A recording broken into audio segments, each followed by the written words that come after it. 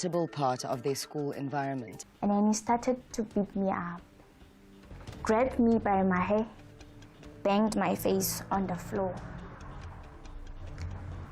And from then, that's when he started to rape me. It is every teenager's right to feel safe.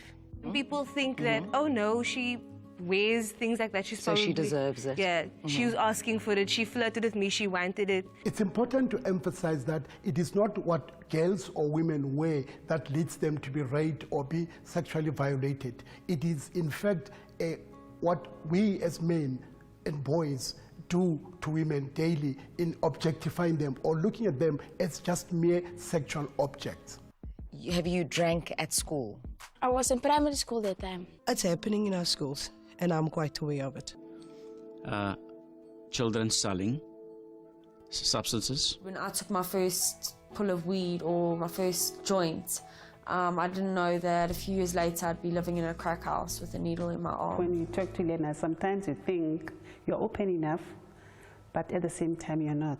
As learners, what is it that they must do as educators? I think I think gays and also lesbian as Right now we're giving children mixed messages because of our own judgments and biases, and we need to begin to close that gap. I actually want a better future for myself. I truly hope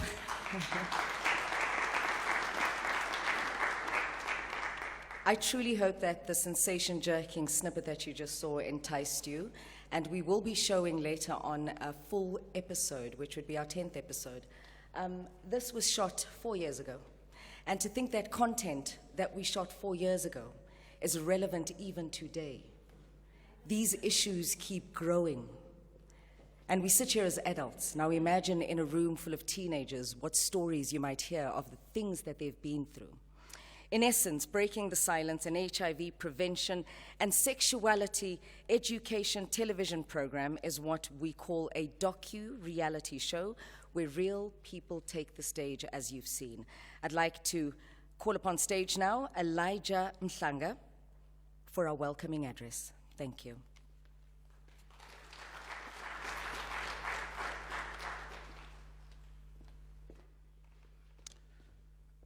Thank you so much, Dineo. Let me start by greeting the Deputy Minister of Basic Education, Dr. Regina Mhaule, and the UNICEF Country Representative, Christine Muhigana, the Regional Advisor for UNESCO, Dr. Patricia Machawira, and our own Dr. Patricia Watson from the Department of Basic Education. I see another doctor over there, Dr. Andy Ledube, and I think I also saw a professor somewhere up there behind me. But we also have a bishop in the house today, Bishop Moyane, and the HOD of Education in Mpumalanga, Mrs. Lucy Moyane, and my chief director there, Dr. Nokoduga, Dr. Kheth'impilo, I did not forget you as well, CEO of SANEC. We also have representatives from civil society and other government departments that are here. Don't worry, if I don't mention your name, you will be mentioned later. There's an item there in the program called Vote of Thanks. That's not what I've come to do. So assess me on the basis of my job, which is to conduct a few remarks, basically deliver a few remarks to welcome everyone. And I think I was asked, I forget Remy there. In fact, Remy, when we were in Turkey last year, February, DM, he was just Remy Shawa. And in the time that we've had COVID, he's become a doctor.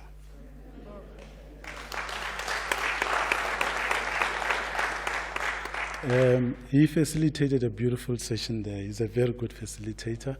I'm sure you'll experience some of his knowledge and skill in this regard. I think I was chosen to deliver the welcome address because I know the building well. I've worked in this building and I left it. We were here with Hope Mokhatle over there. So we know all the tunnels. There's life underneath this floor we are on. And we know the tunnels to the TV center as well, the dungeons and all these other places. So I think, and the SABC was my last employer before I joined the department.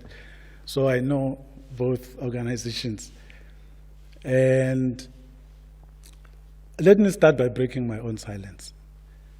For the past 4 years, I've been harassed by none other than Liko Botoman himself.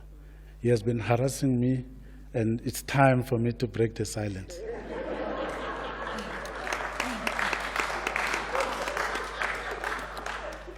I think from today he will be able to sleep. He even left the department, by the way, for a year. And he came back to find that breaking the silence was still not on air. It was waiting for him to come back.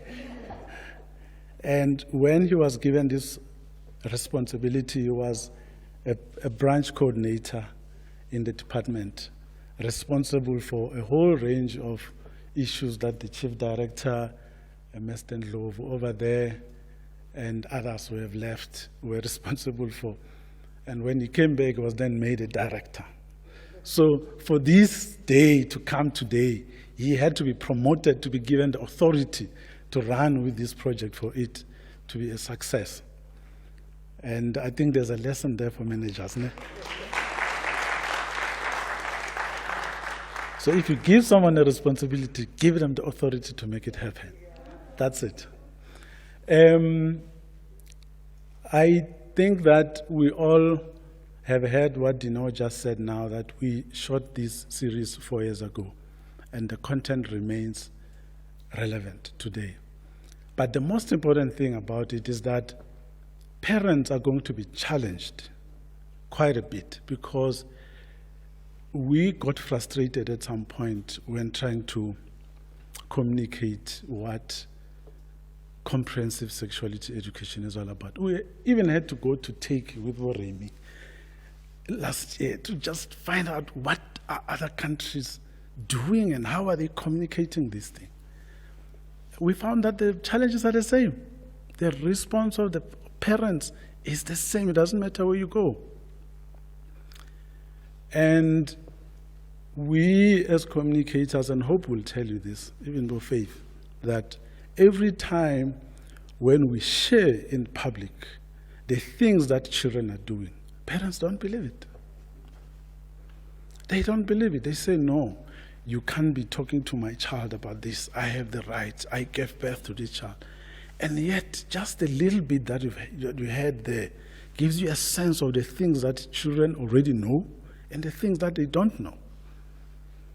And I think, for me, the most important thing, it exposes the gap that exists between children and their parents, the lack of communication. So we trust that with this particular project, it's 13 weeks, but a lot can be achieved in 13 weeks. And we believe we will be able to do that. We have been continually trying to find alternative ways of communicating the same messages. But this is one thing that we had not done. And today we are here to unveil Breaking the Silence, and we hope that it will communicate differently, it will reach parents, it will convey messages that we have not been able to convey. And how best do you do that? I mean, you come to the biggest channel in the land, SABC 1, and we appreciate the partnership that exists between us and the SABC as an organization, but with SABC Education in particular, and this time around with SABC 1 for this particular initiative. We are really, really grateful. It's not easy to make it to SABC 1. It's really not easy. So those who are in the industry will know that for you to secure time on SABC 1, you would have had to do a lot of work. So these 4 years, it wasn't just 4 years of us doing nothing. There was a lot that was being done. But the greatest thing is that we are here today to unveil this series, And we welcome each and every one of you. We know that there are others who are watching on the social media platforms. We welcome all of you as well. Please share the link. Please help us promote it. We have our team of influencers out there, the MTV Sugar team. They are out there promoting it. The DBE social media team is there as well. And we thank each and everyone who is in this auditorium this afternoon. And please work with us as we take you through the program. Every part of the program is really important. It was packaged so that we're able to communicate exactly what this particular program is all about. Thank you so much. Mr. Mhlanga, siyabonga. I'm just compelled, just by show of hands, how many of us in the room are parents? Quite a number of us, isn't it? How many of us in the room have been comfortable to speak about sex ed with our children? I'll put a half a hand up. Well, you're far better than I am. Thank you very much. I still struggle with it, and this is on the back of what Ubaba Mhlanga was saying, that there's a gap. And I think with breaking the silence, there's an opportunity to slowly see the gap close between parents and children and what they need to know and hear from us as their parents, Ababazalile. A live performance now by the Mzansi Orchestra Ensemble. They will be performing Waqwazulwa and Kwela. Do enjoy.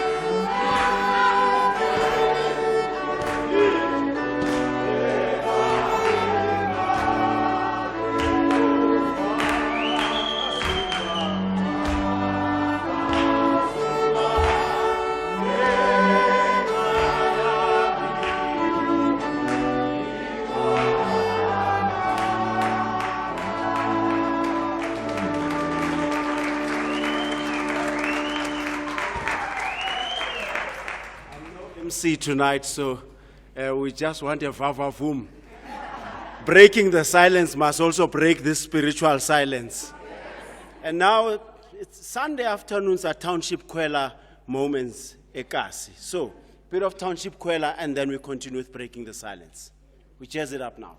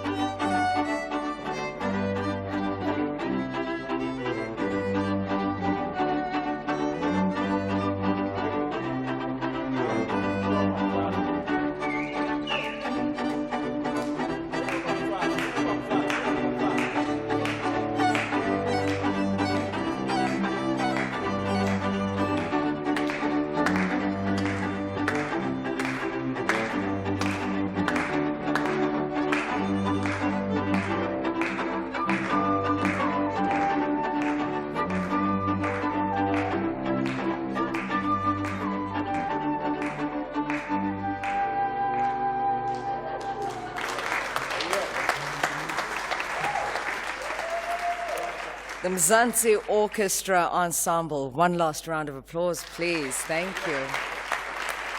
We thank you for the music. It's very therapeutic, particularly on a Sunday. Thank you so much. We appreciate it quite a lot. So the Department of Basic Education has developed some advocacy video material. It's linked to the Breaking the Silence series. This is to communicate the work undertaken in the development of scripted lesson plans, and this is to aid the delivery of comprehensive sexuality education in life orientation and the role that society can play in advancing violence prevention and child protection. Ladies and gents, your eyes to the screen, please. As a nation, we are confronted with very serious problems affecting our children. Ongoing infections of HIV and AIDS, unplanned and unintended pregnancy, child molestation, women abuse. Let's talk about it and deal with it. It is important that we confront it as honestly as possible and as bravely as possible. Let's do it. It's good for us and it's good for our country. I am a nurturer, like you. Real men stand against gender-based violence. I get hurt, like you. If I am a victim of violence, I too will not be ashamed to report violence and abuse. I hate it when someone violates me, like you. In a violent situation, there is power in walking away. I will not take part in fights at school. All I want is to feel safe, to feel loved, and to be free to show love, like you. I cry when I'm hurt. Because to feel is to be human. I pledge to be more open about my emotions. Make it part of the new normal for young boys to be nurtured and loved, to freely express themselves and to show love in a safe, inclusive way. We have different gender identities, but first, we are human. If you need assistance to help your child, contact Childline on 08000 55 555. Violence and sexual abuse against children has become a major social challenge during the COVID-19 lockdown. We appeal to adults, parents and caregivers to be kind towards children during this lockdown and beyond. Give children the space they need to engage with their reading and learning activities. Do not hit them. Do not yell at them. They are equally frustrated. We urge you to listen, support, and help the children to survive the COVID-19 lockdown. Report immediately any incident of sexual abuse. The Department of Basic Education. Every child is a national asset. The Department of Basic Education is currently piloting the use of scripted lesson plans in the life orientation curriculum in school, including a section on comprehensive sexuality education. Not to be confused with sex education, CSE is a process of teaching and learning about the cognitive, emotional, physical, and social aspects of sexuality within the curriculum. The only thing that my mother told me was that don't play with boys. If only the parents could understand that these people are human beings and they're developing and they're growing and they're developing emotionally, physically, mentally. They want to experiment. Through CSE, we give learners scientifically accurate, age-appropriate and culturally relevant content to equip them with knowledge, skills, attitudes and values that will empower them to realize their health, well-being and dignity. The LO curriculum has not changed and the scripted lesson plan pilot in 5 provinces will continue in 2020. The Department of Basic Education. Every child is a national asset.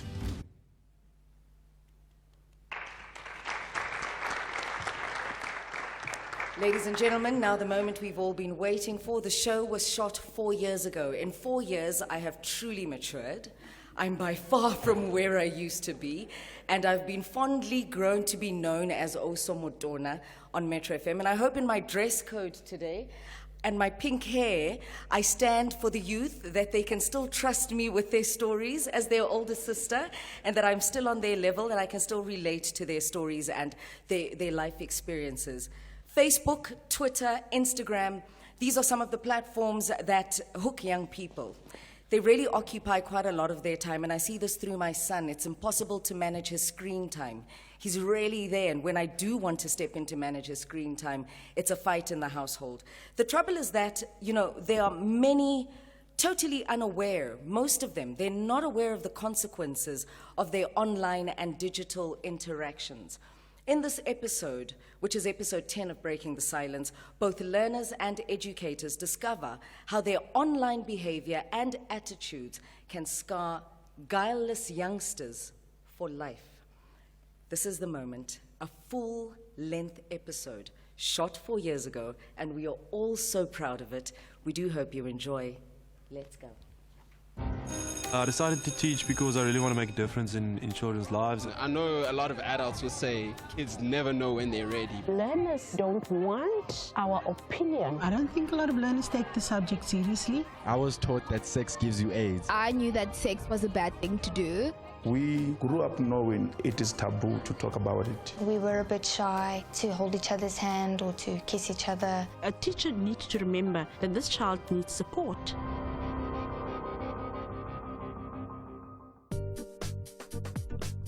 Facebook, Twitter, Instagram, Snapchat. These are just a few of the digital and online platforms which our youth interact with. A lot of their time is spent in a cyber world where there's no physical contact with the people or the characters they engage with. According to a study done by the Center of Justice and Crime Prevention in 2016, 85% of learners used online instant messaging as the most preferred method of communication. Today on Breaking the Silence, we give learners and educators tools for engaging responsibly on social and digital media. Joining us today is Nomveliso Mbanga, a teen coaching expert who is also known as a youth alchemist. She'll be watching the learners' discussion backstage with our panel of educators. Hi, I'm Johan. I'm a life orientation teacher for grade 11s. I also teach Afrikaans grade 8 and 9. I am Peli Mbelelapi Sarah Khobe. I teach at Lihlabile High School. My name is Mohammed Waliz. I'm a teacher at Prosperitas Secondary School. Teaching LO is informative. You get to help learners. You get to interact with learners, counsel them in a way as well. And that's where you get to understand what your learners are feeling in a way. The reason why I like to teach life orientation is because of the reason you can be open to learners and they can come to you with problems and you can help them. I actually act as a social worker of the school because Whenever they have problems, they would come to me. They understand me, I understand them. Today, our panel of learners are Bongani, Shani, Anthony, Zanda, Yongama, Itumeleng. Welcome to Breaking the Silence. Thank you so much for your time. I appreciate it so much. How are you guys feeling? Good. You're feeling good. Fantastic. So we're talking social media and all sorts of other things that happen on social media. Cyberbullying, texting, sexting, I think it's called, right? Yes. And all bunches of things. Social media, why do we want to be on social media so badly? Why is it so important to us? It's because we can communicate to a lot of people we don't know, close friends, people we don't see every day. Yeah. And also relatives. And also relatives. And your relationship with social media, do you have social media? Yes, I do. What social media do you have? Instagram and Facebook. Instagram and Facebook. Yes. Why do we post on social media? What are we looking for? What do we want? What's this addiction to social media? Maybe it's the attention you get from all the likes and the comments and everything you get. Do you think we've become a society that's living for likes? Yes. So if we don't get likes, does it affect you if you post something and you don't get likes? I think sometimes it does, because then you feel like, that girl gets like 300 likes and I only get 3. Yeah. Then she's more prettier than me, I need to do something, lose weight, or I need to wear more makeup or something like that. How many people do you know that like literally do insane things just for likes? A lot. What kind of insane things do they do? Some people are not ashamed of posting their naked pictures, not even half naked pictures on social media. Teenagers? Yes, because... Really?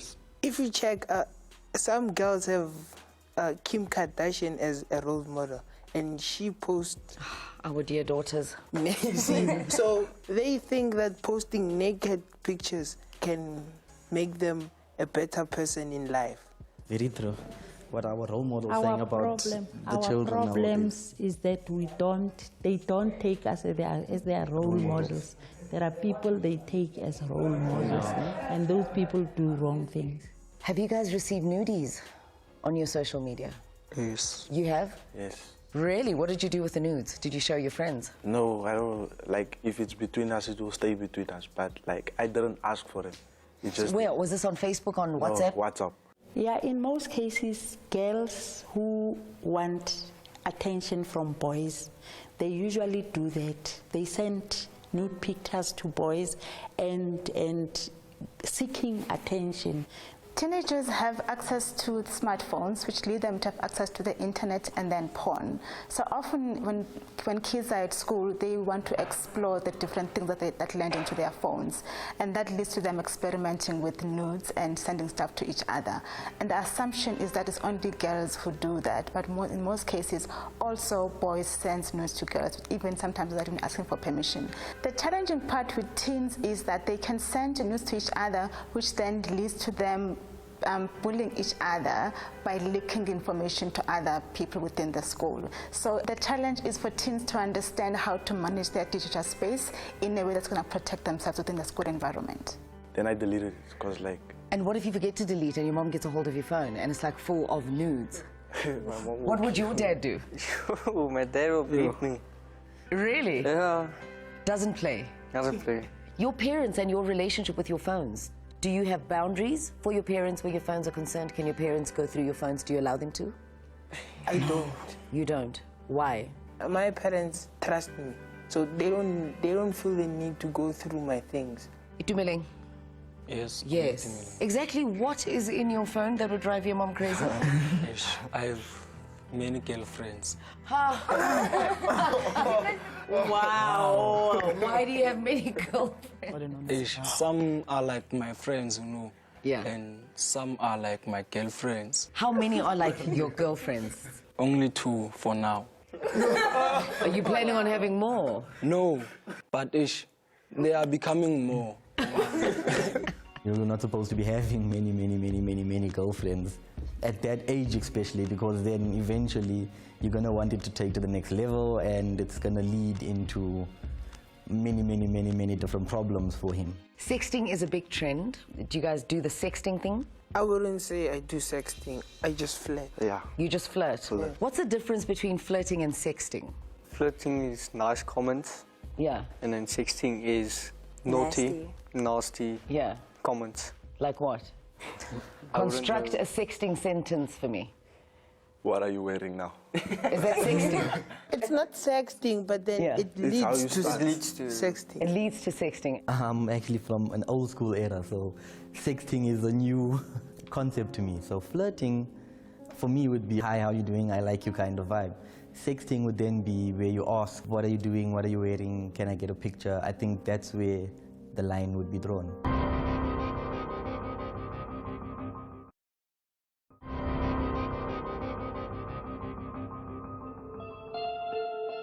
I met Johnny. So happened that he also lived across the road from me. He was incredibly charming, older, witty. My daughter was 14 when he set out to get her to really like him. It created lots of conflict, and I began to really struggle with discipline. I discovered that he'd been in touch with her on Facebook, sending her inappropriate messages about sex and about them discussing sex with each other. Little did I know at the time that he had provided her with a cell phone which she hid. She was in touch with him all the time. She was still in a school uniform, searched her pockets, and we found a little cell phone, and on it contained messages telling her exactly what to tell the police. We handed the actual device, the cell phone, in for forensics. She said to me, "Mum, I really need an iPad for school." And she made me serious, big promises. I just want to get through school. I'm not going to do anything wrong. I'm going to stay away from him. And I had to get an iPad because schools implemented iPad learning. Very soon after that, I discovered messages between him being in touch with her. He had set up 2 fake profiles and used those to communicate with her, and him requesting that she send photographs of her body to him. She's in love with him. She couldn't live without him, because she always found a way. He always found a way. Social media is everywhere, so no matter how hard I tried to keep my daughter safe, I could take away a phone, but she'd go to school and there'd be somebody there with social media, with Skype, with a phone. I think there are no boundaries to social media because you can create an anonymous profile. You can go online and open an account and say you're a different sex, you're older than you are. There's no laws governing it and protecting children. It's quite frightening how vulnerable social media makes us, isn't it? Yeah, because it doesn't only affect us that are using it, but also our loved ones. How do you think the lady in our insert could have been helped? I feel like she could have moved away if it was really that bad, because like they always find a way to talk to each other. So like maybe if she has another family member, she could have stayed there for a while to meet someone else. Maybe it would have helped. I think that taking her phone was not the best thing to do, because she could go to a friend and use his or her phone. I think a mother should have spoken to her and showed the right way and the consequences of being with this man. Why do we take phones to school? Why can't we leave our phones at home? Is it important for us to take our phones to school? I don't think it's important. You don't think it's important? No. Taking your phone to school may limit your focus in your books, because during the period you may be at the back of the class and then using your cell phone instead of listening in class. We do not allow them to bring phones to school. Once you find it, you get it, you take it to the office, and they get it at the end of the year when the school closes. Do you guys have private accounts, or are they open for the public? Open. Open? My Instagram is private, but my Why is your Facebook's Instagram private? Because I don't like people gawking at my photos and stuff, so I just keep it private, and then the close friends who I accept is the ones that can see my stuff. I think they're not aware that these things can be hacked. And once they are hacked, the people who get the information can be after them.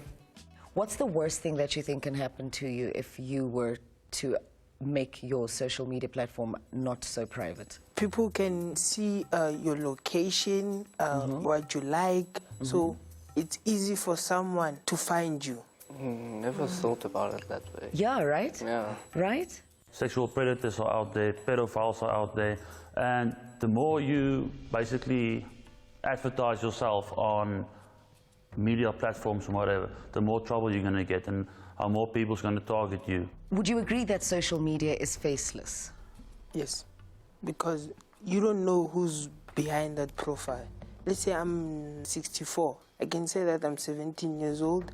I steal pictures from other boys and post it in my wall.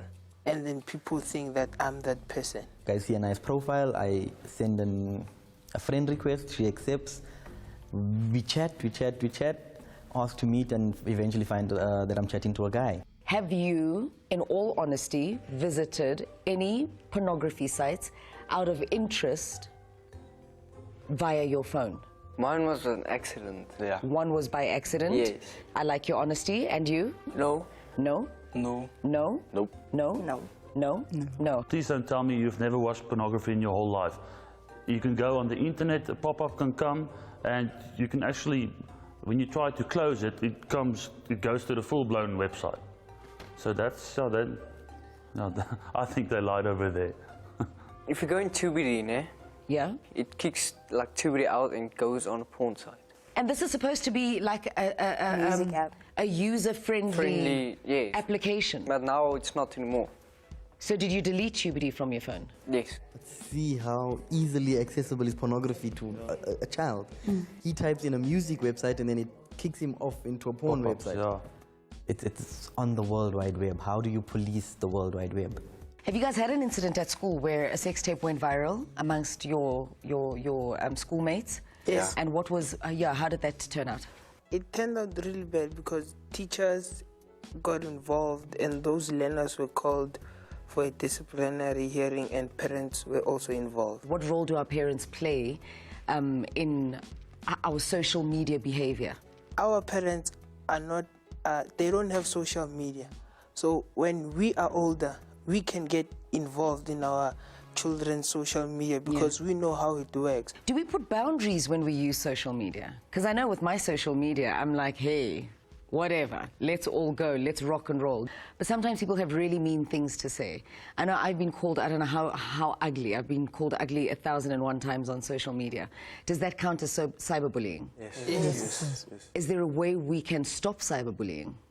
I don't think there's a way you can stop it. You can just ignore it because like everybody's going to have their opinion about you. So there's nothing you can do about it. Do you guys know anyone who's been cyberbullied and that's had a bad impact on their lives? I think my nephew, hy kon nie graad 12 klaarmaak nie, sy matriek jaar. En ek dink van daar af sy vriende hom baie geboelie oor foon en omdat hy nou nie, omdat hy leptiese aanval het, kon hy nie matriek klaarmaak nie. So he couldn't finish his matric? Yes. Because of the cyberbullying? Yes. And he tried to suicide. He tried to commit suicide? Yes. Say it in Afrikaans. Selfmoord pleeg. Yeah. By drinking all his pills and all that. Really? That just breaks my heart, man. That just really breaks my heart. He was teased over something he can't change about himself. An illness that he didn't choose for himself. Yeah. Cyberbullies or any kind of bullies will target you because you're different. Ek's Ander Gringling. Ek's 18 jaar oud, verjaar op 4 September. Ek gaan skool by Hoërskool Roerpoort. Die gebied waar ons in bly is baie lekker. I use Facebook and WhatsApp when I have data. Every morning I check when Shani is messaging me or when friends have gone somewhere and want to go somewhere, then I check where we can go or something like that. Die dislikes wat ek like van social media is, mense kan baie vinnig in jou Facebook inhack of jou WhatsApp of in jou phone even. In 'n geval het met my gebeur, ek het al bietjie meer as 4 Facebook accounts en het dan al 4 van my Facebook accounts gehack. Ek dink dit is makliker om vir iemand op Facebook iets te post en om te tag. Jy gaan nie sy reaksie sien, jy gaan nie offended voel nie. Ek dink dit is maar net die reaksie wat 'n mens gaan kry. How do we speak about such things at school to educate other people that you actually do have the power to make or break someone?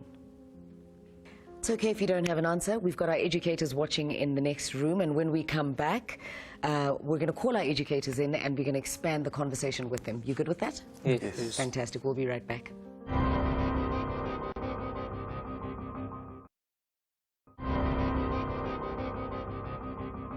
Under the watchful eye of our expert, Nomveliso, I'm going to open up the floor for our educators as well as our learners to have a healthy discussion around today's subject, social media, the dangers of it, and how it's very distracting and disruptive in our lives. How do we create boundaries that keep our children safe? The boundaries that we need to create are as parents and teachers playing a role together. We need to monitor our kids' interaction into social media. How do we monitor that and create that as a boundary without infringing on their boundaries of privacy? Because, I mean, they're young adults, you know, I mean, they've got rights as well to privacy. Monitor while educating, not sit there now with their phone every time, let me see what you're chatting, let me see what you're typing. No. In an educational manner, where you still be educating them about how should they conduct themselves on social media. Are you guys still okay on the internet? You're not posting revealing stuff about yourself, and you're not putting too much of yourself out there. You almost need to know how to build your own boundaries as a teenager, as in know when you're angry, how you react to things. What I find with teens is that because they're still growing emotionally, often you don't know how to build, how to check first if this is going to be appropriate for me to post or not. And that's how mostly teens get into trouble. Same way when you know that at home there are problems or challenges at home, you're feeling lonely, you're feeling sad, it's easy for you to be lured into pedophiles because you have this emotional gap that you're going through. And the safest way is to then have someone around you that you trust, that you can talk to. So what support structures do we have at our schools, ma'am, that when a child has been cyberbullied, because we're not just focusing on graphic images being posted or sexting between boyfriend and girlfriend, but now what about those that get cyberbullied? I think our problem is that we don't have structures in place. We rush to finish the syllabus and forget that we've got learners who need to be coached. I think for me what's interesting is that even besides being cyberbullied, I know one of my teens once, he had a smartphone and he was on Facebook. He never actually logged out from his phone. So one of his friends took the phone and was sending people rude stuff. And sometimes we forget that sometimes when you boys play, you play rough. And so you take those games and you make them rough. So he almost had to find a way to change his password again, log out from the phone, and then, you know, apologize to everyone. And it was difficult for people to even believe him because he had sent so many messages. So I think it also goes with knowing how to use your smartphones properly and know how to manage the security checks in them. Do they understand, and do you talk to them about the sharing of personal information on setting up an account on social media? Because sometimes you're asked very personal questions for security reasons, so they say, but is it really secure? My personal opinion, nothing is secure on the internet. Yeah. Anybody can get access to your accounts. We get hackers. Even if, for instance, if you have an iPhone, everything they say on the cloud. And you get people that can hack into the cloud and they can spread every little thing that's on your phone to the World Wide Web. So my personal opinion, nothing is safe. Nothing's safe on the internet, right? So my dear learners, there are so many dangers on social media, and you go to school every day, you interact with your LO teachers all the time. How would you like them to teach you about these dangers on social media? I think, like, if they made an example in class, like if they made an example account in class to show you which information they ask you to put there, I think it would help as well. Some of the learners think it's a joke. They laugh about it because it's not something the teacher is supposed to talk about the learners. And while I was going through the lesson, I actually asked a few learners, whose phone can I take now and go through your gallery? And nobody raised their hands. Is that a sign of that there's something going on? Where there's smoke, there's fire. There's something going exactly. on. Yeah, see, that behavior frightens me. I don't want to lie. Like, if you are so apprehensive at a young age to hand over your phone, to say, yeah, but you can go through my phone, it's okay. But the moment you go, no, and you're like under the age of 18, what are you hiding on your phone? Exactly. This is where self-control comes in. As a teenager, you have to know that some things you don't do, some things you can do, some things you use them to do this, and some things you use them to do that. So you have to set boundaries for yourself. Know what's right and what's wrong. I was very happy when one of the other learners was saying they have to be responsible. Texting is there, cyberbullying is there, whatever is there, but they themselves have to be responsible for their own actions. And that's very mature and very responsible for you to respond in this manner. Would you agree? I agree. It also means that the teenagers themselves must understand their value while they are at school. And I know it sounds cliche because you're there to be educated, but the truth is that when you're at school, your academics is your responsibility in terms of how you perform in your academics, what you achieve when you leave high school, and how you take yourself to university or tertiary or any kind of tertiary institution.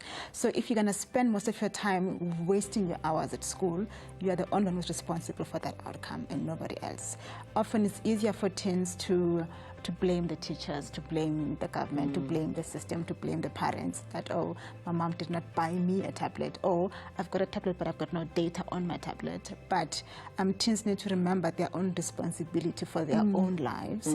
Same thing with using the smartphone to get the right information out of it. Because then what's the point of you having all of these digital appliances and yet you are still failing in school, where you could be using that to kind of Empower yourself, absolutely. Well, there we go. I think we're leaving with the sense of acknowledging that it is your responsibility as a person, be you educator or learner, to conduct yourself in a principled way when engaging with other people on social media.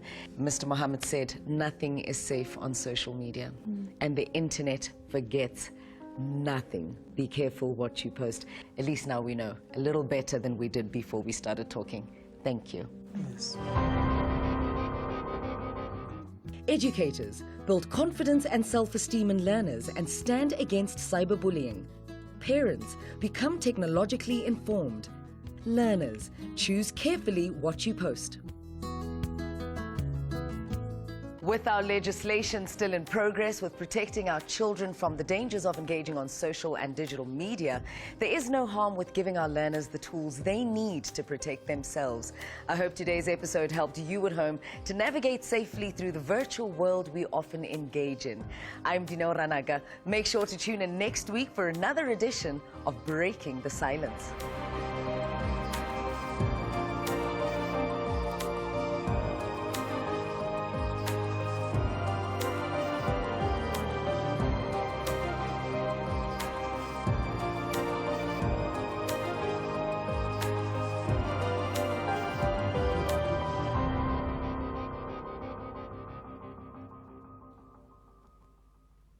I have never been more proud, in all honesty. 4 years later, I'm seeing, for the first time, like yourselves, an episode of what we shot. 4 years later, I am hearing, for the first time, because it's like an out-of-body experience, right? That our youth is smarter than we give them credit for. Really, we ought to trust them. A round of applause. Well done. They truly are smarter than what we give them credit for. And also congratulations to you, SABC Education, for picking a fine one. Well done on commissioning this, on licensing this, whichever way you went. Well done to the Department of Basic Education, the production houses involved. And there's just some special spiritual alignment with having shot it 4 years ago as a basic Dineo, now coming 4 years later as Osi Omodona. So I'm literally their older sister. It's insane. It's absolutely insane. Ladies and gentlemen, this is what Breaking the Silence is all about. I just want to be in the spirit of the moment, and please join me. Viva Breaking the Silence. Viva!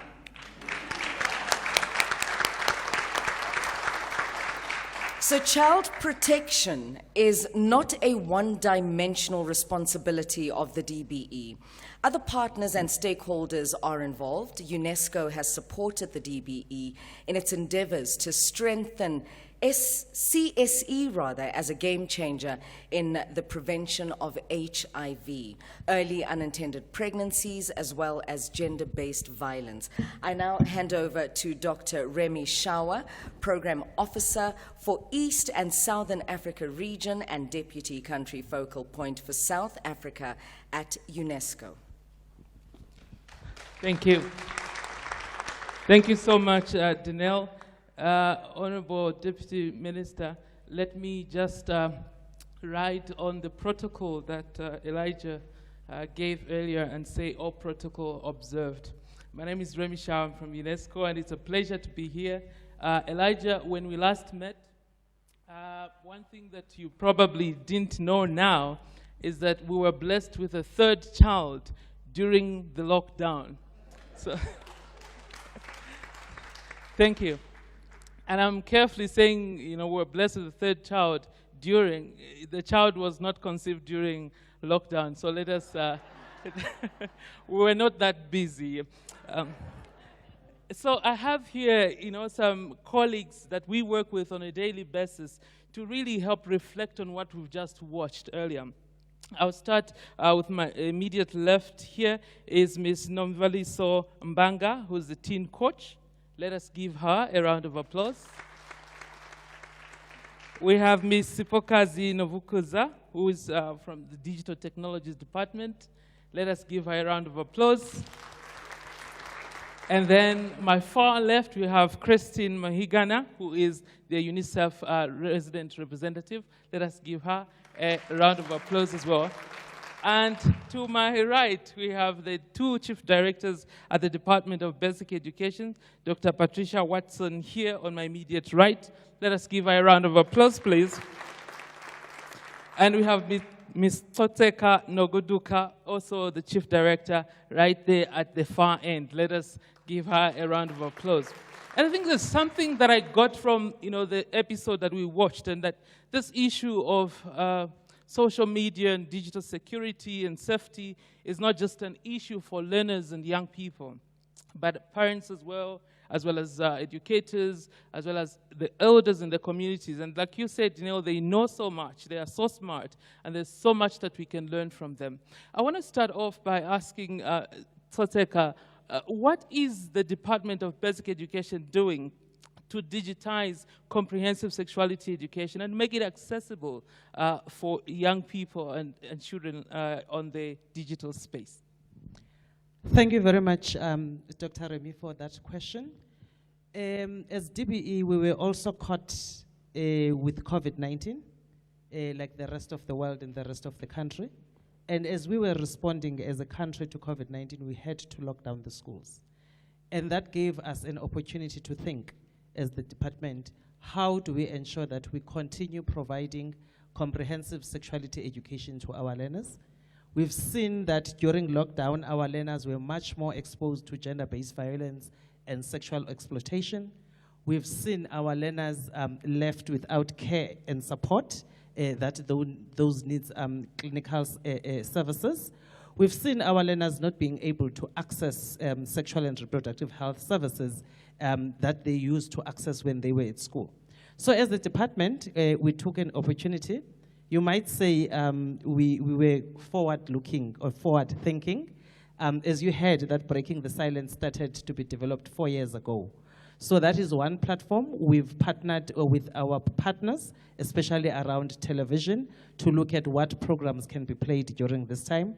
Breaking Silence will be starting, it's one of them, but we've also looked at other programs that are on air that are South African-based.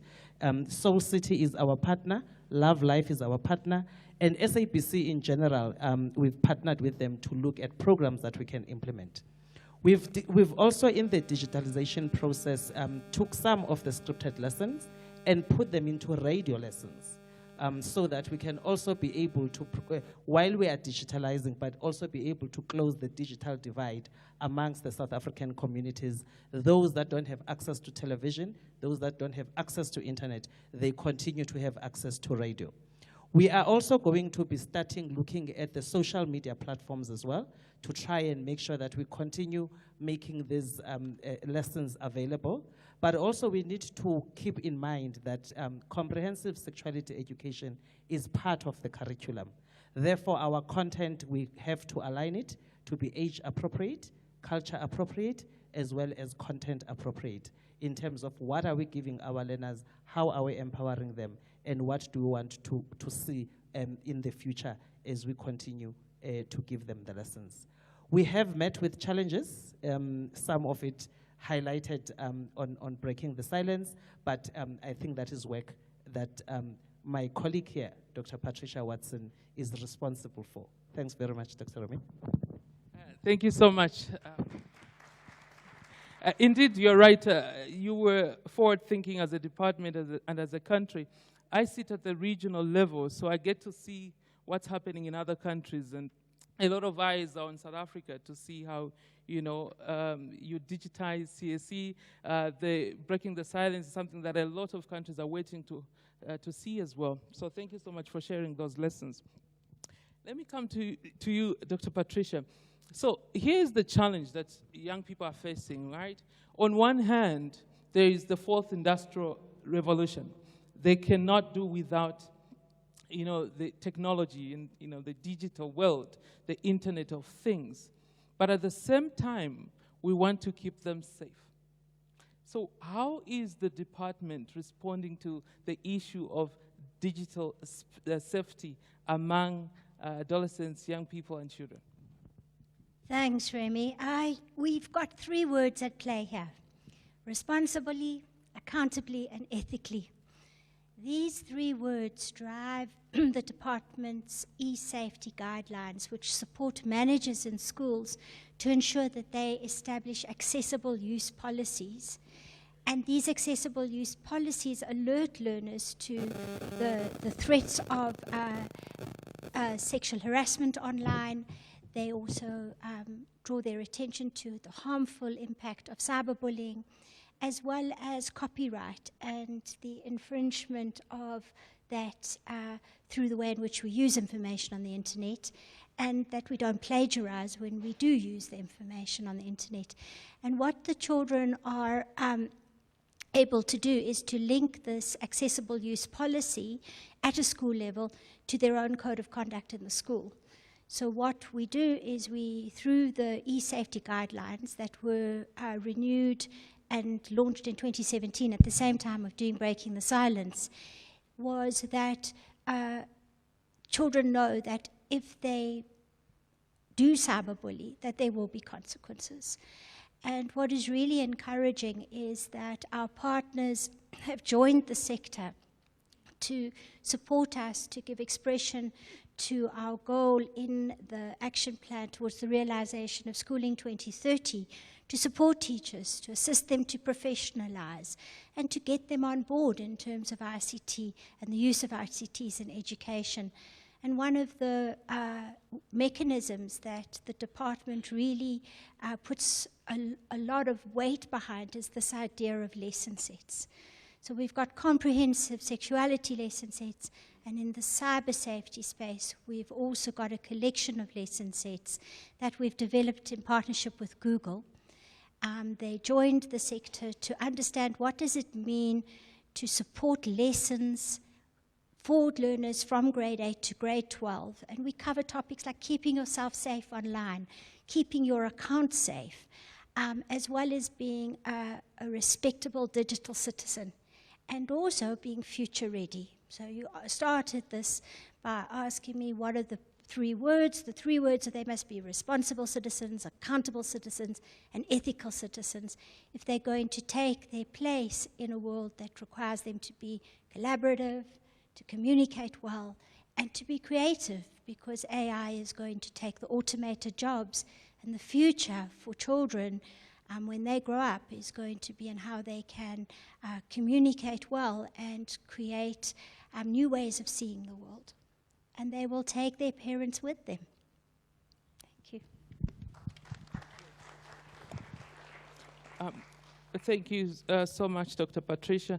I think, yes, we cannot deny the fact that the future young people today need to be prepared for the future, and that, you know, even the future of work will significantly change. Can I come to you, Christine? I know that one of the key mandates of UNICEF is child protection. What is UNICEF doing to support the Department of Basic Education in providing comprehensive sexuality education as well as child protection? Thank you very much, Remy, and thank you for the organization of this beautiful event, and congratulations to the Department of Basic Education under your able leadership, Deputy Minister, for producing such a brilliant series. I'm sure it will have an impact, as we heard earlier.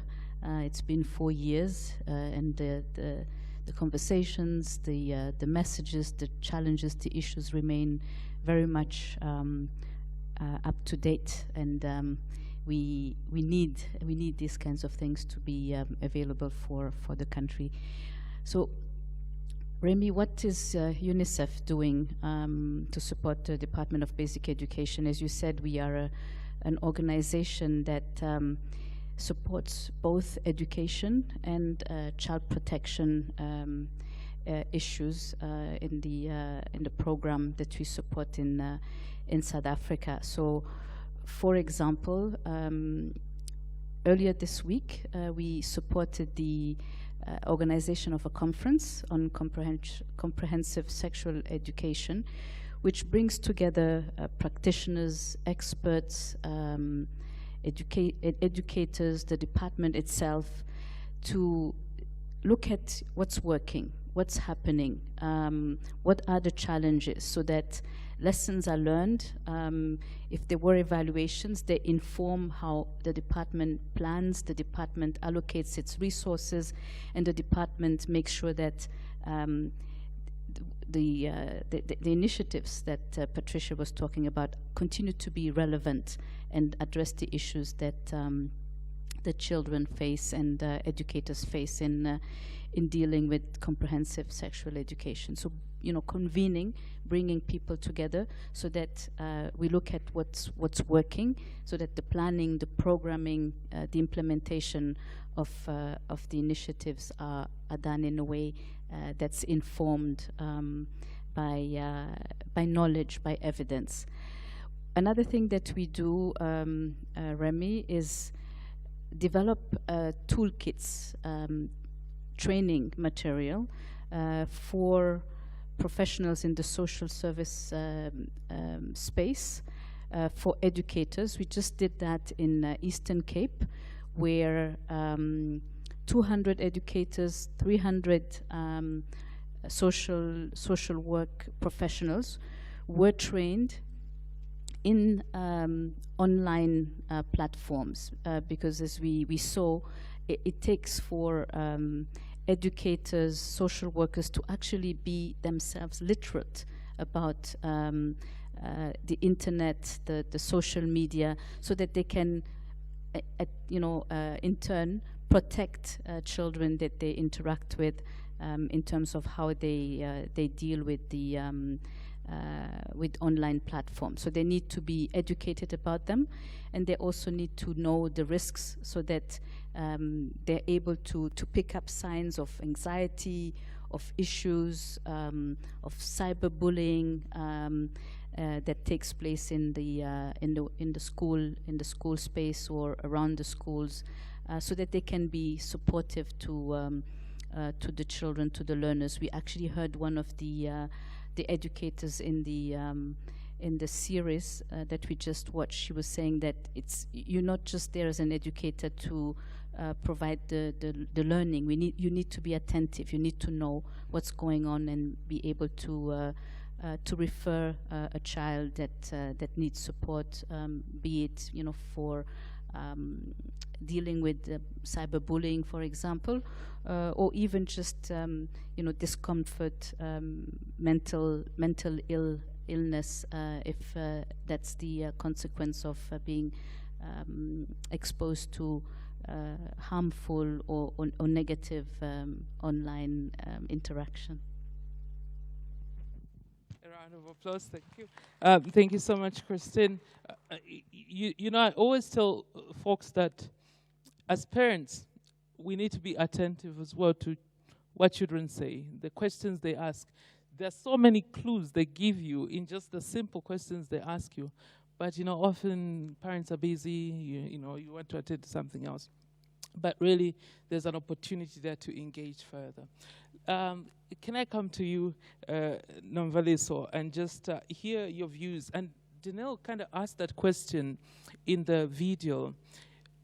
You know, there's privacy, right, that adolescents and young people want to protect, and, you know, they have the rights to privacy. How do you balance that as a parent to ensure that you kind of negotiate, you know, providing the kind of support you need to give to the children, but at the same time respecting their privacy? Maleni, it's been 4 years. I'm also laughing. It's been 4 years since we did the recording, and nothing has changed, even on the privacy side of things. Teens are still fighting for their privacy. Parents are fighting for teens to not have their privacy. And it's a war zone in the sense that teens have now discovered that they can actually delete history and remove apps and go around the family app and hide their stuff very, very well. And as such, control doesn't work in the privacy space because parents often go for control. They want to control what the teens do.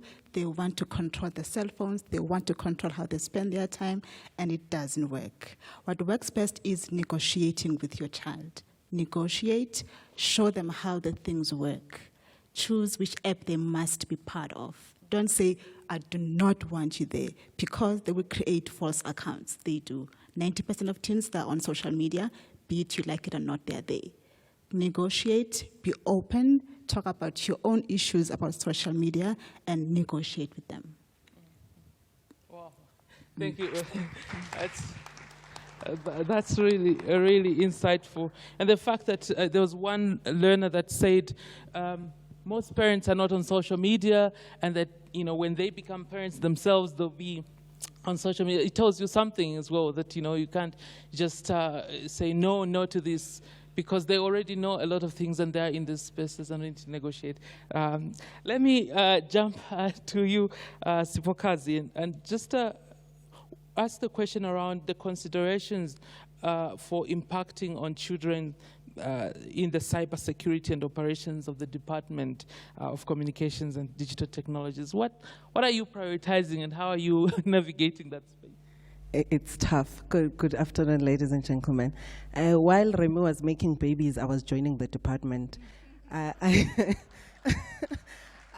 joined the department in April, level 5 lockdown, and it was hectic.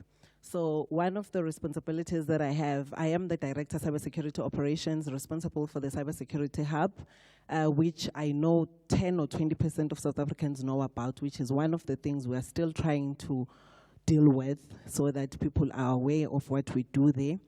But one of the projects that I found that I needed to take over was the Cybersecurity Awareness School Toolkit, which was developed in partnership with the UK High Commission, with the UNISA School of Computing, and the Cybersecurity Hub, and also Department of Basic Education, which joined us towards the end of the project. So the toolkit is for parents, it's for caregivers, it's for teachers, and it's for students. So one of the things that we deal with at the Hub is receive the cybersecurity incidents that are happening in South Africa on a daily basis. So one of the reasons that the kit was developed was to deal with the issue of the kids who are actually using 90% of the cyberspace. Parents are hardly there, as you've just said. We've heard on the clip here, they know how to be on social media, but there's no one who is telling them, and there's no education on how to behave on the social media. So I call this, sorry, my alarm, ladies and gentlemen, sorry. I call this toolkit a driver's license to cyberspace. You don't give your child a car without taking them to a driving school. So when you give them the smartphone, what education are you giving them? So we have lots of artifacts on the toolkit, your videos, your cartoons, your word searches, games that are actually teaching them knowledge on the cybersecurity space. And the second one, we have cybersecurity awareness programs that we are doing in partnership with Department of Basic Education. So what we do is we focus on cyberbullying because that is what is happening in schools. One of the things I always tell the kids is think, take the word think, before you post anything on social media. Is it true? Is it honest? Is it inspiring? Is it kind? Is it even necessary for you to post that? Then once you have that in mind, you will know if you still go on or not. And you don't owe anyone honesty on social media, so you can just lie. So we do have initiatives that we are doing, and we hope to do more. Thank you. Thank you so much, Sipokazi. Like they say, all good things must come to an end. So we don't have much time, but really appreciating your thoughts after watching that episode, and really excited that these engagements should continue even after other episodes are aired, especially looking at how do we work together as parents, as educators, and as young people to make the digital space very safe and secure, and to provide the right information that can enable young people to make informed and healthy decisions and choices. Thank you. Over to you, Danelle. Thank you very much, Dr. Remy. I think that discussion also has just reminded me, and I'm sure many of us in the room, quietly at the back of our minds, we still have a long way to go to be great parents where the social media is concerned. Actually, coming to think of it, I think of my own posts, and I think, how many times have I been a little bit of a Kim Kardashian on Instagram? I hang my head in shame. Thank you so much for that amazing conversation. I'd like to call up a very phenomenal youngster on stage right now. This person that is going to join us next really does not need an introduction, but I'll go ahead. He doesn't need an introduction in the high school space. He's by far the most unpopular high school speaker who speaks on highly controversial issues, having won his first gold at Eisteddfod at the age of 9. Right? That's how I felt when I read up on him. His love for public speaking has grown, making him better and better at the sport. He's known for his quiet glares when analyzing a space and analyzing reading a room as well. He's an inspirational, motivational, topical, and extemporaneous speaker, having placed at gold and platinum levels in all those categories. His keynotes include thinking and living like a tree. The wisdom is deep, profound. We should all think, and I quote him, we should all think like Mandela. And I quote him again, lessons my mother continues to teach me. Ladies and gentlemen, please put your hands together and help me welcome Arabile Muphiri.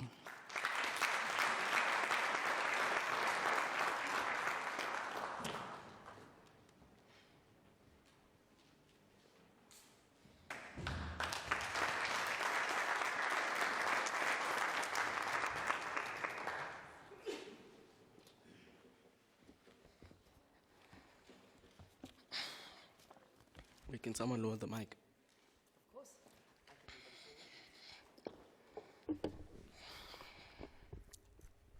Is that okay?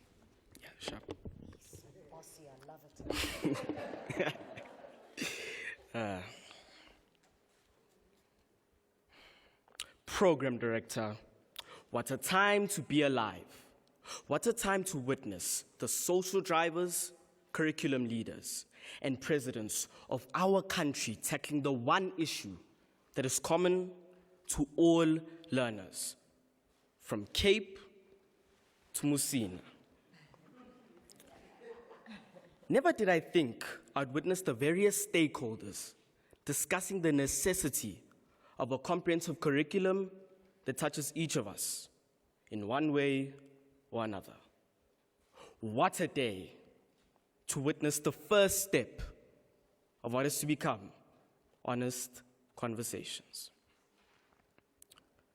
Minister of Basic Education, Mrs. Angie Motshekga, I greet you virtually. Deputy Minister of Basic Education, Dr. Regina Mhaule. Ministers and Deputy Ministers present, MECs, Directors General and their deputies present today, CEO of the South African Broadcasting Corporation, HODs, partners, stakeholders, panelists, and my fellow learners. All protocol observed. In September of this year, the Speaker of the City of Johannesburg invited me to Keynote at an event of hers, the Young Men's Conference.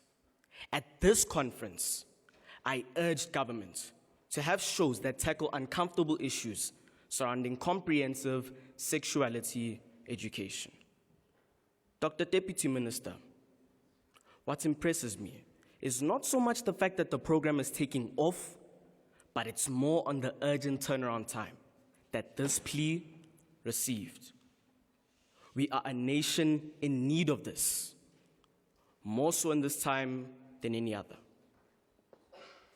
Minister Motshekga, your department continues to make strides, ma'am, and maybe sometimes unpopular. But if there's one thing that our overall integrated curriculum needs, it is an abrupt, comprehensive sexuality education.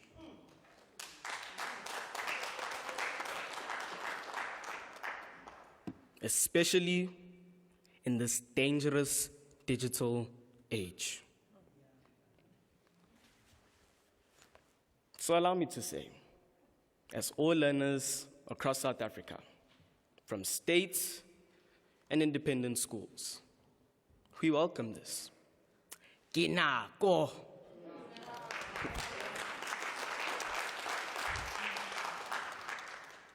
Ladies and gentlemen, allow me to state that this silence we talk of today was broken a long time ago.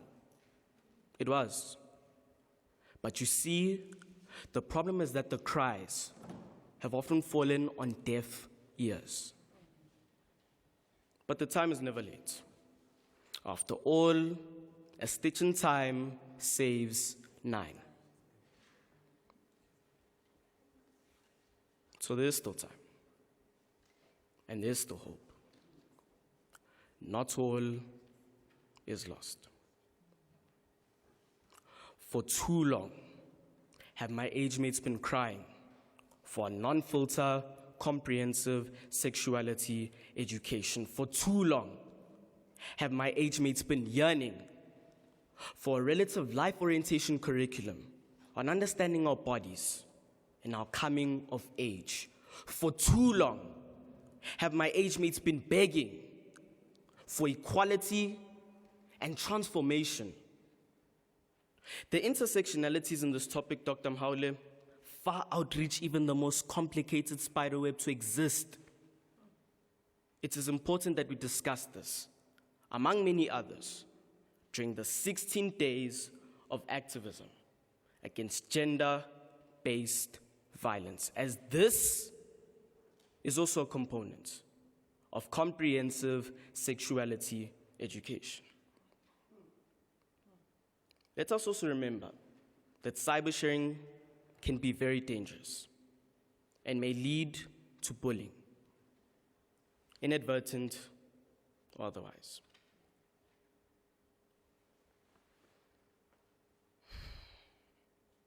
I pause for a moment for my colleagues Ulufuno Mabunga and Latita Naku.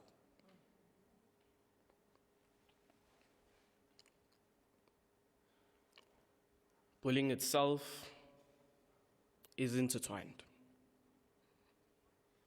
Sometimes it's through hard remarks that boys say to girls about their bodies.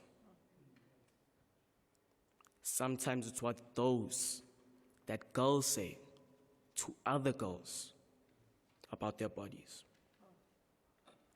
And the inverse of that is also often toxic. So it continues onto sexual orientation. Orientation within those orientations. And then there's gender nonconformity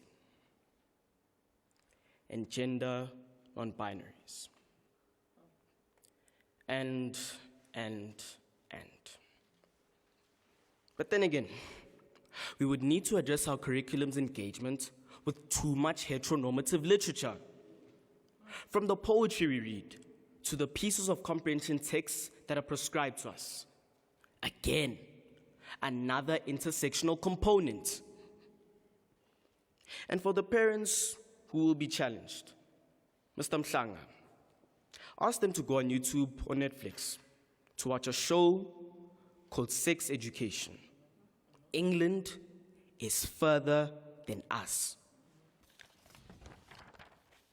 Take it from me, as a 15-year-old heterosexual boy, overall, sexuality education can never be a taboo because it is an imperative for our overall development in the schooling system. Guys, we have been gifted with a wonderful learning area called life orientation. In it, we learn about constitutionality. Then through that, we learn about certain rights. Then consent. Then what sexual consent means, and the age of consent, and so on.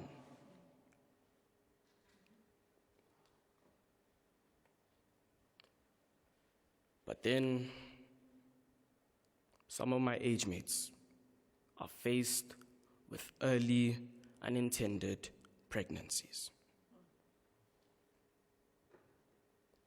And it's the girls that are blamed for it, shamed for it, simply because boys cannot show signs of impregnation.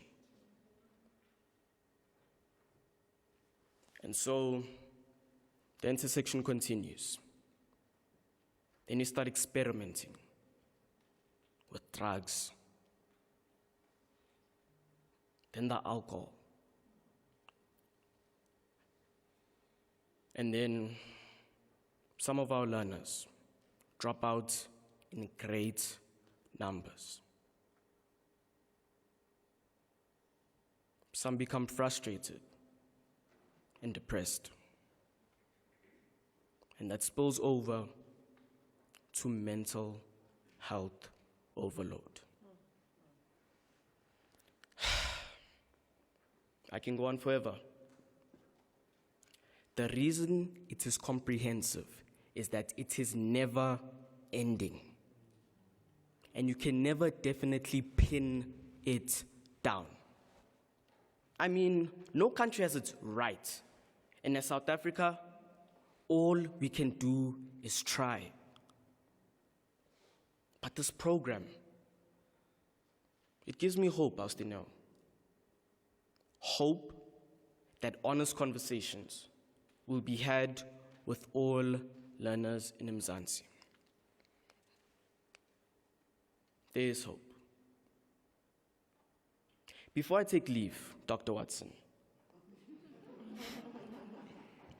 a little birdie told me that the DBE has prepared really detailed and helpful, comprehensive sexuality education lesson plans for our LO educators.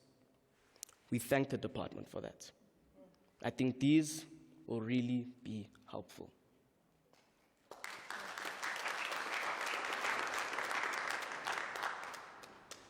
But I'm also very honored to have been invited yesterday to the SOGIESC sensitization workshop held in Kliptown and was hosted by Mr. Liko Bottoman.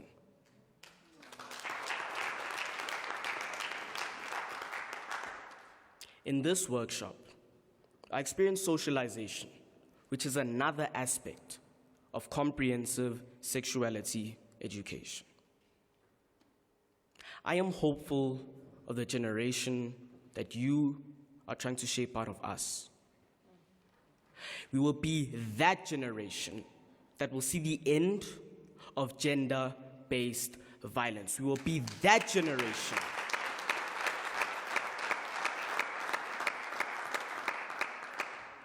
that will see true transformation in sexuality in schools. We will be that generation that will understand the true essence of comprehensive sexuality education. We will be that generation.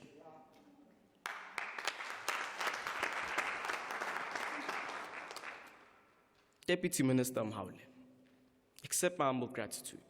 On behalf of all South African learners, as I say, well done to you. Well done to the team at SABC Education for putting this together. And well done to all the other stakeholders present here today. It is never too late.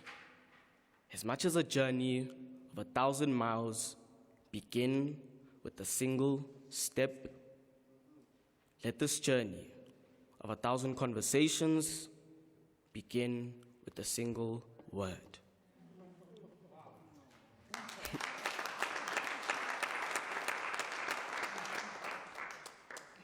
The time is now.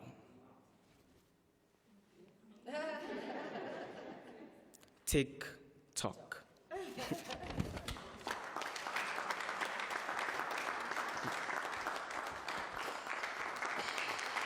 He's incredible. Oh my gosh, you're so incredible. Thanks. Yes, well done. Well done. And you're 15? Yeah, 15. Insane. It's insane, your wisdom at the age of 15. And I said at the beginning, I don't think we give our youth enough credit. They really are smarter and way ahead than we expect. You're doing very well. May I shake your hand? Sure. Well done. I'm proud of you. Thank you. I'm proud of you. I am blown away. I'm not too sure about you, but I think I need to go back to my education and pick a course that can measure me up to him. Well done. And I really hope we have all heard what he said about life orientation. I think in most of my conversations with Liko, Utatu Potoman, I've said nonstop, the greatest gift we have in all education is life orientation. It is, you can design the most complicated vehicles under the sun, but if you are unable to uncomplicate to the youth the human anatomy and its functionality, we have failed. So life orientation needs to be taken very seriously. And thank you for that, young man. Thank you so much. Aw, Tlhebat pa Modimo, o arabile. Ntate Mophiri.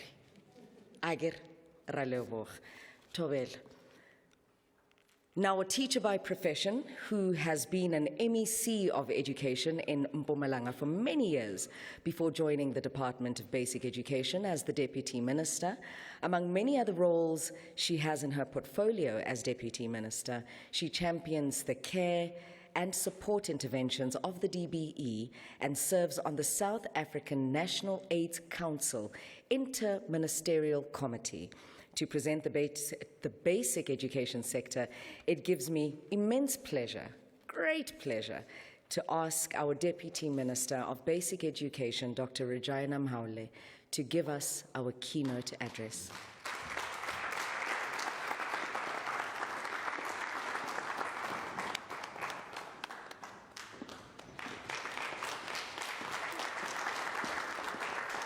Thank you.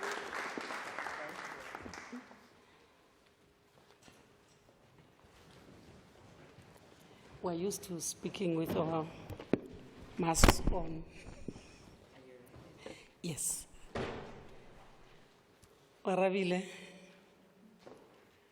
I want to promise you that these educated men and women will never let you and your colleagues down.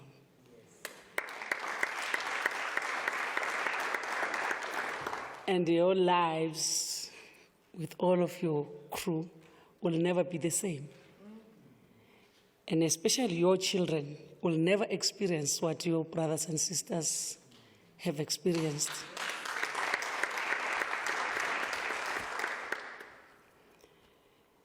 Let me greet you, Program Director. Afeli. Dineo, thank you very much for this opportunity. And let me start by greeting the servant of God, Reverend Moyane, in our midst. When we are here, we feel the presence. Thank you. Greetings to the head of Department of Education in Mpumalanga. You are the most senior official of the department when we are here. So all of them, they come after you. So I want to greet my minister, Mam Angie Mutsecha. Yes, it says, please. I can't say what she said when she said, I'm not coming. She says, please, from today you can ask whatever. I said, Minister, are you sure? But I know she would have loved to be here, but an unforeseen circumstance just erupted. That's why she is not here. But her whole heart is here. So I'm representing her. And as I speak, you must know that Minister Mutsecha is speaking in me and through me. So I want to greet, whether in absentia or is here, the chairperson of the SABC board, Bab Bongmusa Makatini, and want to thank him for his contribution that this day became a success. UNICEF country representative Christine Mohigana, UNESCO regional advisor Dr. Patricia Machawira, SANEC CEO, she might not be here, but I know also her heart is here, with Dr. Thembikulu. We were together in Durban yesterday. She was working very hard the whole of last week. Senior government officials, representative of civil society, stakeholders and partners, teachers and learners in our platforms, various platforms that are open for them, parents. I think parents are also watching because they cannot leave this to teachers alone. Ladies and gentlemen, you are all very important, distinguished guests. Sanbonan. Let me take this opportunity now to welcome you all. I know we have been welcomed. You welcomed us warmly, and we felt at home, and Elijah stamped it. But I also welcome all our guests and sponsors to the launch of this groundbreaking initiative, Breaking the Silence television series. I think, Dino, as I've seen you, and I know you are the most happiest person, even more than the Department of Basic Education, that your dream has come to fruition. So this television series is developed with Red Pepper Studios and Kheth'impilo through the Global Fund program on adolescent girls and young women. This groundbreaking television project is a 13-episode production. It would be broadcast on public broadcaster, the SABC. Some pay-per-view television channels have come forward to confirm that they would later broadcast with series at no cost to the government as their contribution to the cause. I think they need a very big round of applause for that. The production departs on SABC 1 from the 3rd of January. Is it the 3rd, ne? 3rd of January 2022, and Fundis will all be alive. Yes. Every Monday. Yeah, we'll witness that day. Every Monday at 4:30, which is 16:30, every Monday. This is the government's coordinated response to the scourge of HIV, while also promoting sexuality education through the most loved medium, television, and targeting school-going youth, especially adolescent girls. The main aim of this series is to influence behavioral changes in young people regarding HIV and AIDS, promote sexual and reproductive health, and promote combination of prevention of HIV STIs and teenage pregnancy. Evidently, preaching to young people about the dangers of early sexual debut, unplanned pregnancies, HIV and AIDS, and condom use hasn't yielded the desired results. New research demonstrates that the promotion of abstinence messaging alone has not impacted behavior and reduced the incidences of early and unplanned learner pregnancies and HIV infection among our youth. Thus, the Global Community Network on HIV and AIDS has resolved that a combination prevention strategy is required to turn the situation around. They recommended a singular focus on HIV prevention, condom usage, and promotion of contraception among adolescent girls. The Global HIV and AIDS Network believes these measures are adequate to change the situation of unplanned learner pregnancies and the rising of HIV infection among school-going youth. Furthermore, research suggests that condom use among South African youth has dropped significantly in recent years, despite the comprehensive sexuality education and the HIV and AIDS life skills education program offered in schools. It is a no-brainer that we are resorting to the time-honored tactic to engage young people through entertainment while teaching them life-changing skills. Hence, the Breaking the Silence television series uses a docutainment format that captures the intergenerational dialogue between teachers and learners using the reality TV style. The television series is influenced by empirical evidence that one of the best education modalities to drive comprehensive sexuality education effectively is through a continuous, safe, and protected teacher-learner dialogue. I want to thank you, Dineo, that you started this dialogue ahead of us. The series is designed to promote structured opportunities for young people to honestly explore their own attitudes and values in the arena of sexual and reproductive health. It further offers them opportunities to practice the skills they acquire through dialogues, thus helping them to make informed decisions about their health and well-being. The series considers that our education centers deliver school-based sexual and reproductive health services by design within the operational framework of care and support for teaching and learning, CSTL programs delivered to most schools. With this public launch, we end an exciting CSTL week that started on the 22nd of November 2021 with a colloquium of CSE, Comprehensive Sexuality Education, and the Key to Gender Responsive and Social Inclusive Education, a collaboration with the University of Johannesburg. Later, an invigorating second national CSTL conference was held virtually from the 24th until the 26th of November 2021, a collaboration with the National Education Collaboration Trust, Meet Africa, and UNICEF. Yesterday, a community outreach program was hosted in collaboration with Access Chapter 2 at Kliptown Youth Center to workshop teachers and tutors on working with gender and sexuality diverse children. And so tonight, we end the week by unveiling our television series, Breaking the Silence.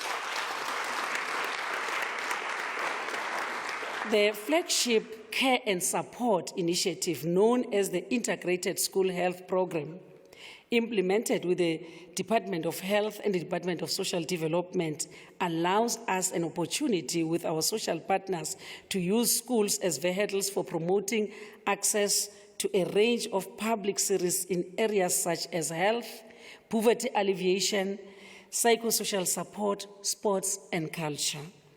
The health program contributes to learners' health and well-being by screening them for health barriers, to to learning and linking them to services to address the identified barriers. The program offers a comprehensive and integrated package of services, including sexual and reproductive health services for older learners. The health services package includes a significant health education component, such as leading a healthy lifestyle and drug and substance abuse awareness. Breaking the Silence television series is a brainchild of our department and a digital addition to this package of care and support. As a teacher myself, I know the value of basic education. It is the only discipline that offers long-lasting behavioral change to young people. As the government, we have pinned our hopes on basic education reforms as a ladder out of poverty, boosting economic growth and achieving prosperity.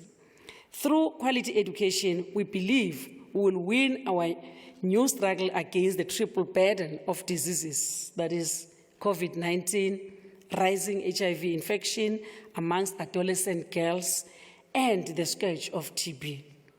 In a recent interministerial committee of the South African National AIDS Council, the Deputy President, Honorable Didi Mabuza, called for an integrated response to HIV and AIDS, TB, and COVID-19. Breaking the silence is one part of a long term to influence society and curb this burden of triple diseases. As we know, the poor and vulnerable tend to be susceptible to diseases such as HIV and AIDS and TB. Our target response to this triple disease burden must alter the disease progression amongst vulnerable adults, young girls, and people living with comorbidities. As the government, we are fully aware that the economic reconstruction and recovery plan depends on a healthy adult population, flourishing learners in proper schools, and the vulnerable being cushioned from the ravages of poverty and neglect. The National Strategic Plan on HIV, TB, and STIs, which ends in March 2023, focuses on young people, especially adolescent girls and young women between the ages of 15 and 24. Program Director, another silence we need to break concerns the menace of gender-based violence that disproportionately affects women and girl children. Despite the concerted effort in addressing gender-based violence in the country, the illness continues unabated. There are ongoing instances of femicide, with some deaths committed in the most heinous manner imaginable. We have to break the spell of this tragedy. Surely someone knows something. The public launch happens against the backdrop of the 16 days of activism for no violence against women and children, which calls for societies to end violence against women now. Arabile, now. I am happy to report that it is now a criminal offense to remain silent if one witnesses or knows of the incidences of gender-based violence and femicide. It is a moral imperative to report, campaign for the end of gender-based violence, and raise awareness in every corner of society. The slogan, "If you see something, say something," is now embedded in our legislative framework. As a society,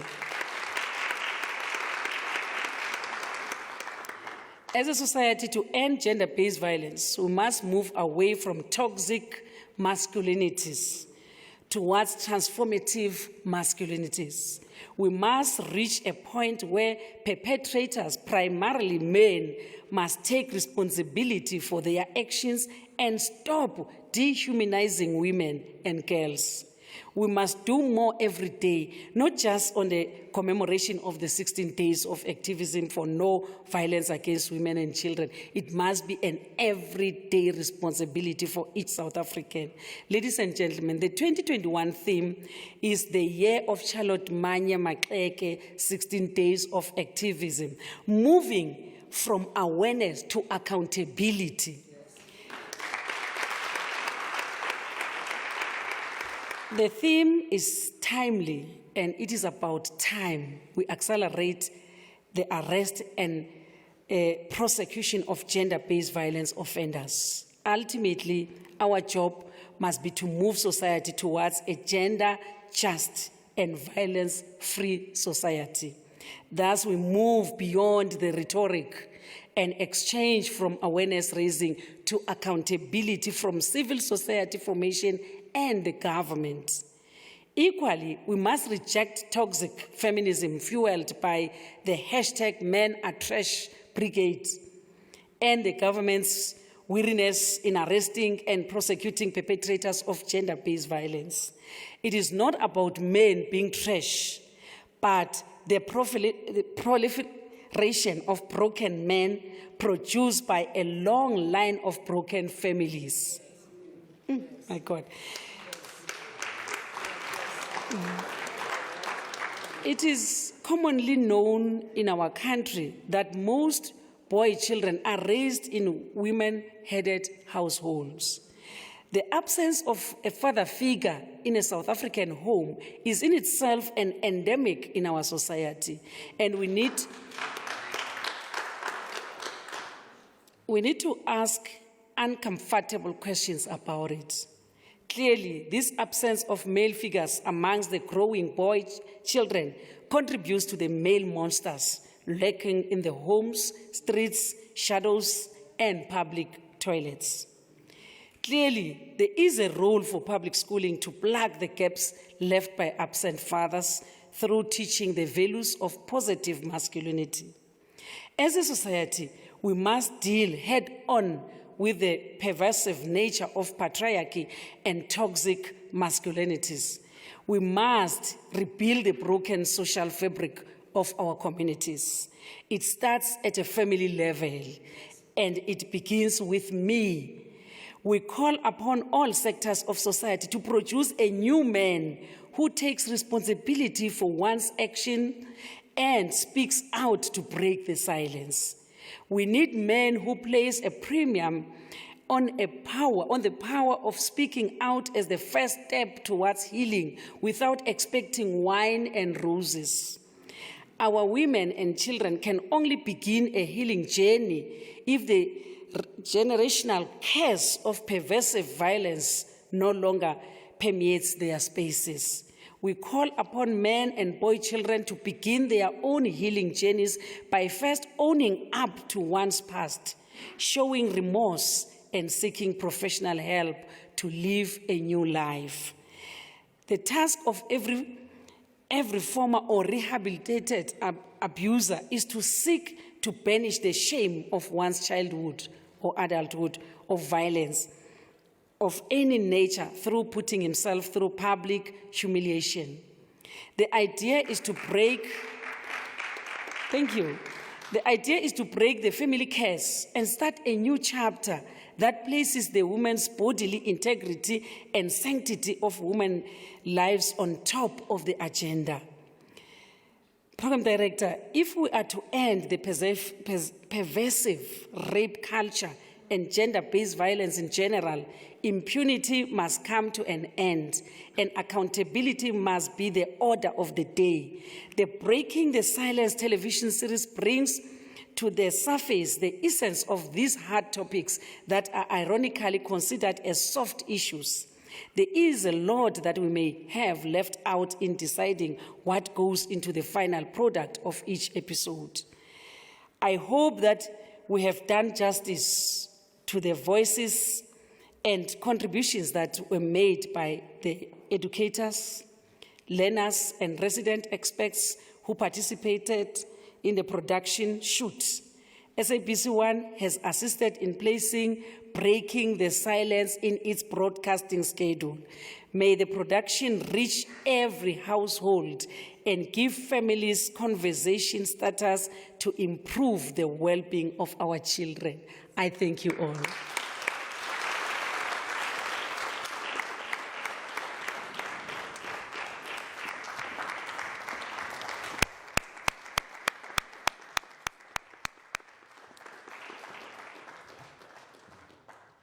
Honourable Deputy Minister Dr. Regina Ra leboga.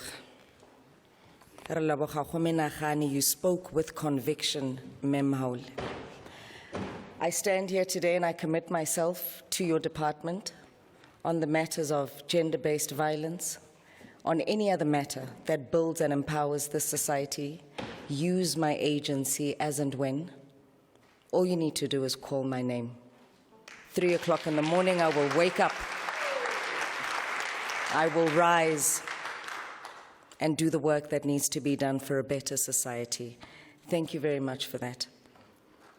We are nearly at the end of this I think it's like a family sort of vibe, right? It's nice, it's cozy. We're nearly at the end of this family meeting of ours and this mighty, memorable occasion. Please help me welcome Dr. Andile Dube for our vote of thanks.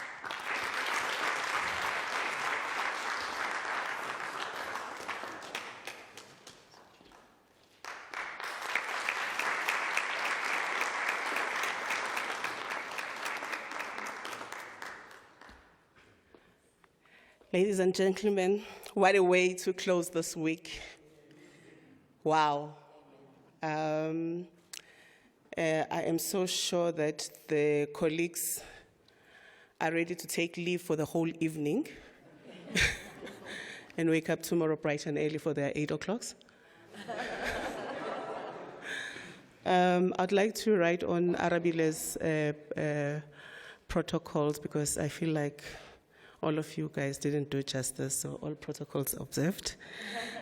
I think I'm just so overwhelmed with joy that the sector is where we are today. It's been one of the greatest weeks in South Africa in the education system for comprehensive sexuality education and the whole framework and framing of CSTL in the country.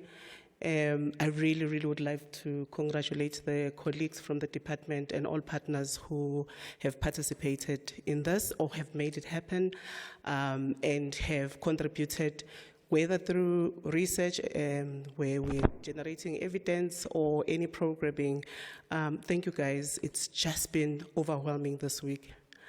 When the colloquium, which took place on Monday and Tuesday, was closing, Prof said, that's Prof Brown, he said, hopefully in the sector we will stop this thing of lip service and talking and talking and talking and not doing anything. And I really am very confident in that all the work that we've been doing, all the work that the department has been doing, it's showing very tangible outputs, whether it's from the lesson plans, whether it's from the life skills book that have been developed, whether it's from the revision of the care and support for teaching and learning framework, whether it's all the mobilization around mental health and psychosocial support, and just new evidence around the whole body of knowledge around sex and sexuality and what we have not known as a sector, but that is coming from evidence. So I think all of you guys, whether you are joining online through all social media platforms or who are in the room, you are really contributing towards breaking the silence. You are contributing to what Arabile is saying, that you are making the world a better place. I've got children, I've got an 11-year-old son, and I keep him here on this planet in South Africa, and what you are doing is making his future better and all other colleagues. So thank you, everyone. So I think you really deserve a round of applause. As I said, I mean, when Danielle was asking about parents and what we talk about, whether we talk about sex and sexuality to our children, I raised my hand. But when I thought about what you are saying about think, I realized that I actually possibly have to have a conversation on a continuous basis.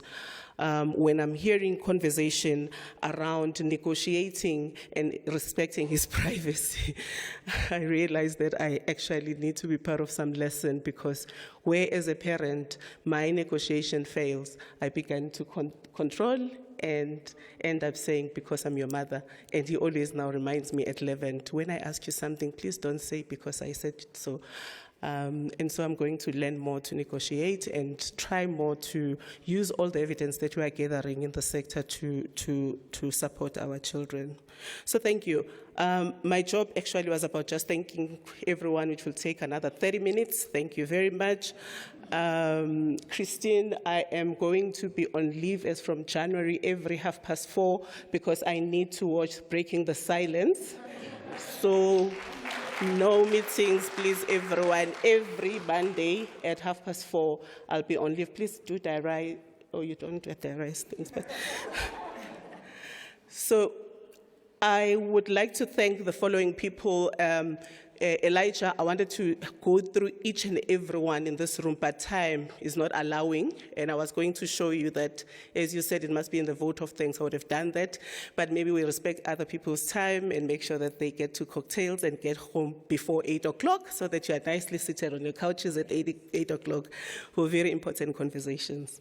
To the Minister of Basic Education and absentia, thank you, Honorable Angie. You always give matching orders. You always are leading from the front and always making sure that you support all the interventions in the country and the system, particularly driving everything that has to put the child at the core of everything that we do on a daily basis. DM, thank you very much. I feel like in the past 6 months, you've just been on the road, and hopefully you will take a little bit of leave tonight as well, and wake up bright and early to renegotiate. But thank you for your championing issues of care and support for teaching and learning, because as we know, no curriculum intervention will go well, no child will learn if the environment is not conducive for teaching and learning. And so care and support for teaching and learning is one of the most critical foundations for any education and performance and quality improvement and attainment and all the things that encourage school to a transition for the children. So thank you, MedDM. UNESCO for your technical guidance and all the support in the sector, in CSE, and all financial investment in putting together this event. The sector remains very thankful, and we are hoping that each time the department and all partners are calling on you, you never get tired, you keep those pockets open. The same to the Global Fund for believing in the vision and supporting this both financially and also technically. We're very grateful. We also would like to thank Kheth'impilo for the advocacy, because no matter how great the series is or the interventions are, without advocacy, they'll not reach the ears that it needs to reach, and behavioral change will not happen in the areas that we need. SABC, not only did they support so much of continuation of learning during COVID-19, but they continue to really create spaces, yes, even on SABC 1, but they create spaces for accessibility of all material, but for the conversations to happen. So we are thankful, SABC. Guys, please do pay your licenses, okay?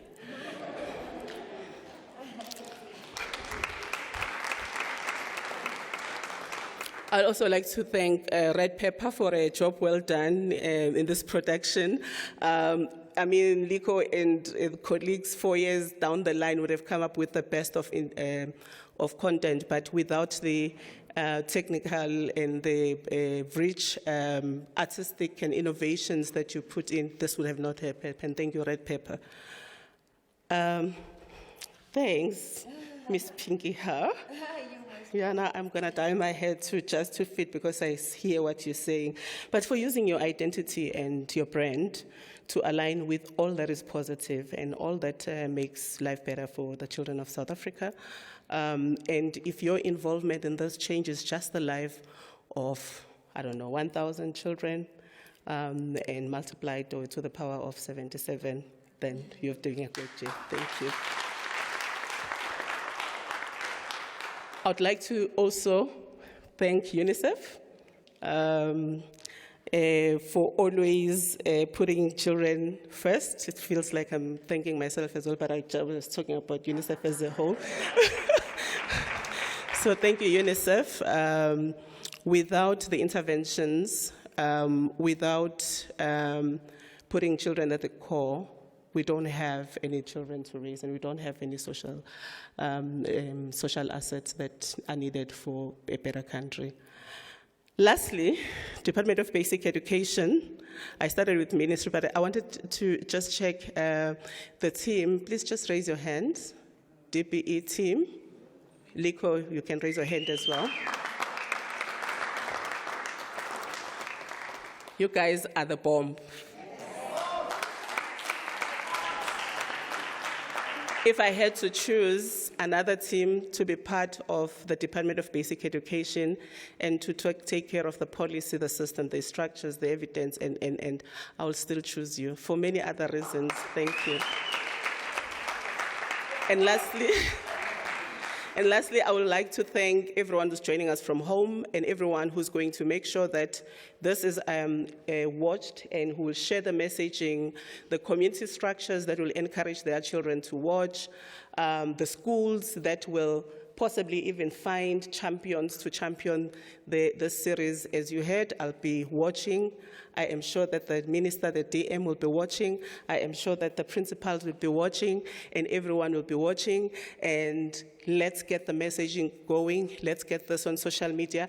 And I would like to thank you guys for making sure that my pastor knows exactly where I am today.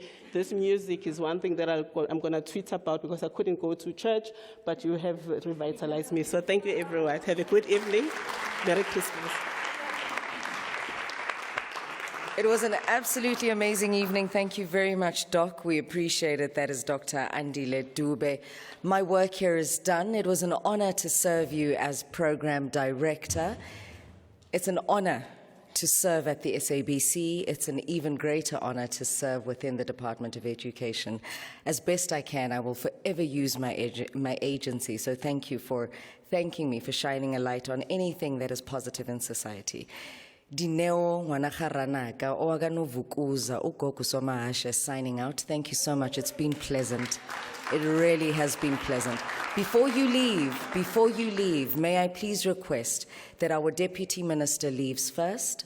We observe that protocol and give that respect, and then the rest of us can go for cocktails outside. Please do keep safe, sanitize, keep those masks on. Let's keep on observing protocol. Well, protocol. Hey, protocol here, protocol there. We're even giving protocol to COVID-19. Ladies and gentlemen, do enjoy the rest of your evening. Don't you forget, January the 3rd in 2022, 4:30, we are on air on SABC, Breaking the Silence. Good night.